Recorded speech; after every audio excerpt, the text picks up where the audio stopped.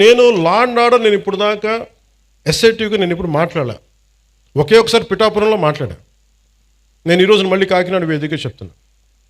I want entire Janasena party MLAs and MPs, entire Janasena party MPs and MLAs and ministers, raise your voice against any kind of law and order situations.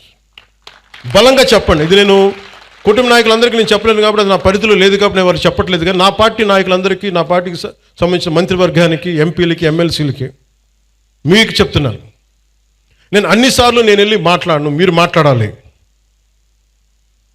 మీరు కూర్చోబెట్టి law and ఆర్డర్ని మట్టుకు కూర్చోబెట్టి కులాలని రాజ్యంగా వాడుకుంటే మట్టుకు మీరు కామ్గా ఉంటే కుదరదు. నన్ను దయచేసి మీ అందరికీ చేతులెత్తి నమస్కరిస్తున్నా. కులానికి నన్ను దయచేసి పరిమితం చేయకండి. మీ అందరికి చేతులెత్తి దండం పెడుతున్నాను. ప్లీజ్ చేతులెత్తి దండం పెడుతున్నాను.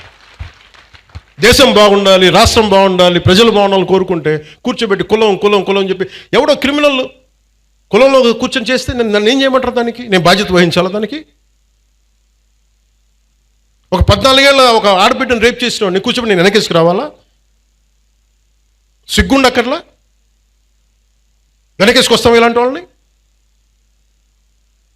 కనిపించట్లేదు. This police case. ఆ కన్సర్న్ ఎస్ఐ మీద మనకి సిఐ మీద ఎవరిని వెళ్తాయి కేసులు. ఇలా మాట్లాడాలంటే ఆ చంపిన సదరు వ్యక్తులు కూడా అదే కులం వ్యక్తులను, ఆడబిడ్డలను పాటు చేశారు వీళ్ళు. అవి కూడా మాట్లాడాలి కదా.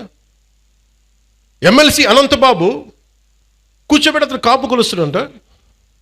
అతను ఒక దళిత డ్రైవర్ని చంపేశాడు. ఎంత గొప్పగా డిక్కీలో పెట్టి ఇంట్లో అప్పచెప్పి వచ్చాడు. దాని గురించి ఎవరు మాట్లాడరు. అప్పుడు కులాలు రావు.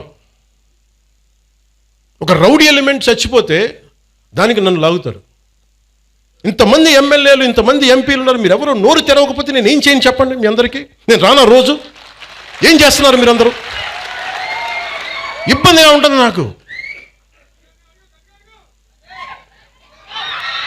కాదు, నిజంగా మీరు లోపల నుంచి నమ్మాలి. రోడ్ల మీదకి వచ్చారు ఈరోజు జనం. 164 సీట్లు వచ్చినాయి అంటే యువత రోడ్ల మీదకి వచ్చారు. ఒక్కొక్కరు ఎదుర్కొన్నారు వాళ్ళు.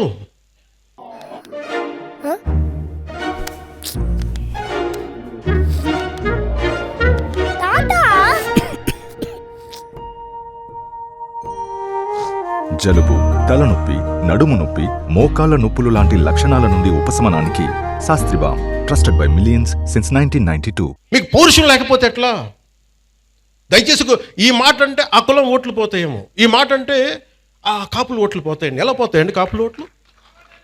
అంటే అలా కాదు. ఇప్పుడు కూర్చోబెట్టి ఎమ్మెల్సీ అనంతబాబు అనేవాడు కూర్చోబెట్టి మర్డర్ చేస్తే అది కాపులందరికీ చెడ్డ పేరా? మీరు చెప్పండి.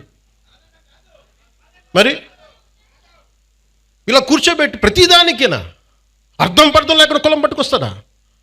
ఈ ఆంధ్రప్రదేశ్ కులం దరిద్రం వదిలితే తప్ప ఆంధ్రప్రదేశ్ బాగుపడదు. ఎంతకాలం పిల్లలు ఇక్కడ ఏమడుగుతున్నారు? భవిష్యత్తు అడుగుతున్నారు. మాకు ఉద్యోగాలు కావాలి, ఉపాధి అవకాశాలు కావాలంటే అవన్నీ ఆలోచించడం వదిలేశారు. ఆ కులం ఓట్లు, ఆ కులం ఎందుకు ఓట్లు పోతాయి?